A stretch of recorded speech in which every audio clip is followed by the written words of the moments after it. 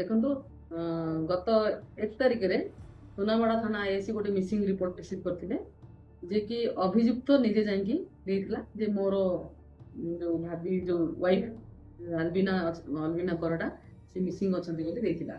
ତାକୁ ଭିତ୍ତି କରି ଆମର ମିସିଂ ଏମଏମଆର ହେଇଥିଲା ସୁନାମଡ଼ା ଥାନାରେ। ତାପରେ ଆମେ ତାର ମୋବାଇଲକୁ ଟ୍ରେସ୍ କରିଥିଲୁ, ବାକି କିଛି ସୁଇଚ୍ ଅଫ୍ ମୋବାଇଲ ଥିଲା। କିଛି ଦିନ ପରେ ତାର ମୋବାଇଲ ଅନ୍ ହେଇଥିଲା, ତାକୁ ଆମେ ଟ୍ରାକ୍ କରିକି ମୋବାଇଲଟାକୁ ଆମେ ରିକଭରି କରାଯାଇଥିଲା। ସୁନାମଡ଼ା ଥାନା ଯେ ଇଓ ଆମର ସେ ରିକଭରି କରିଥିଲେ, ଯାହା ଯୋଉ ଲୋକଟି ରିକଭରି ଆଣିକି ଦେଇଥିଲା ତାଠୁ ଆମେ ସିଜ୍ କରିଥିଲୁ। ସେଇଟା ରାୟଗଡ଼ାର ସିଙ୍ଗାପୁର ଷ୍ଟେସନରେ ଥିଲା, ଗୋଟେ ମାଲବାହୀ ଟ୍ରେନ୍ ଉପରେ ଥିଲା। ସେଥିରୁ ଆମେ ଟିକେ ସନ୍ଦେହ ହେଲା ଯେ ଭିକ୍ଟିମ୍ ଯେ ମିସିଂ ଅଛି ସେ ବୋଧେ କିଛି ଗୋଟେ ଅସୁବିଧାରେ ପଡ଼ିଯାଇଛି।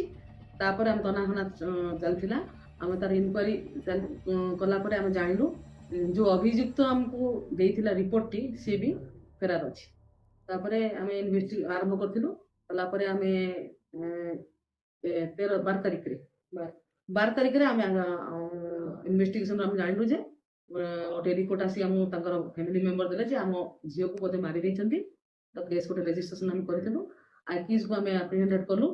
ତାପରେ ଆକ୍ୟୁଜ୍ କନଫେସ୍ କଲା ଯେ ହଁ ମୁଁ ମାରି ଦେଇଛି, ଆଉ ଡେଡ୍ ବଡିକୁ ନେଇକି ଗୋଟେ ଜାଗାରେ ପୋତି ଦେଇଛି, ଆପଣମାନେ କହିଲେ ମୁଁ ସେ ଜାଗାକୁ ଦେଖେଇବି।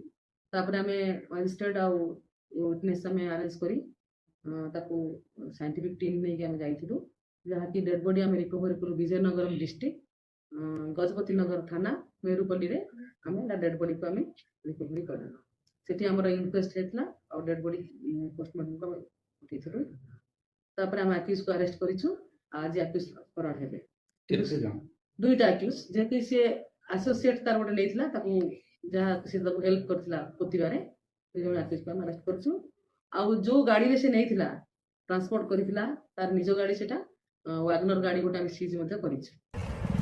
ଷ୍ଟୋରିଟା ହେଉଛି କ'ଣ, ଝିଅଟି ଏଠି ଦଶମନ୍ତପୁର ଝିଅ, ଆଲବିନା ବରଡ଼ା ଦଶମନ୍ତପୁର ଝିଅ। ଦଶମନ୍ତପୁର ସେ ଆସିଥିଲା ଏଠି ବିୟୁଟି ପାର୍ଲର ପାଇଁ। ତାର ଦେଖା ହେଇଛି ଏ ଅଭିଯୁକ୍ତ ମୋହନ କିଲୋ ସାଙ୍ଗରେ। ମୋହନ କିଲୋର ଆଗରୁ 2ଟି ୱାଇଫ୍ ଅଛି, ତାର ବୟସ 35। ସେ 2ଟା ୱାଇଫ୍ ଅଛି, ପିଲା ଛୁଆ ଅଛି। ତା ବାଦ ବି ଆକୁ ସେ ପ୍ରେମ ଜାଲରେ ଫସେଇଥିଲା।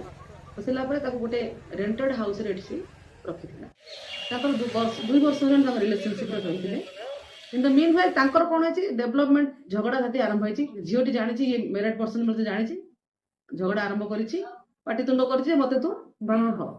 ତାପରେ ସିଏ ପ୍ରେଗନେଣ୍ଟ ଅଛି ବୋଲି ଯେ ତାଙ୍କ ଘର ଲୋକ ଆଲିଜ୍ କରୁଛନ୍ତି। ତାର ତ ଆମର ପୋଷ୍ଟମର୍ଟମ ରିପୋର୍ଟରୁ ଜଣା ପଡ଼ିବ ସେ ପ୍ରେଗନେଣ୍ଟ ଥିଲା। ତାପରେ ସେ ତାକୁ କହିଛି ମତେ ବାହା ହ, ମତେ ଘର କରି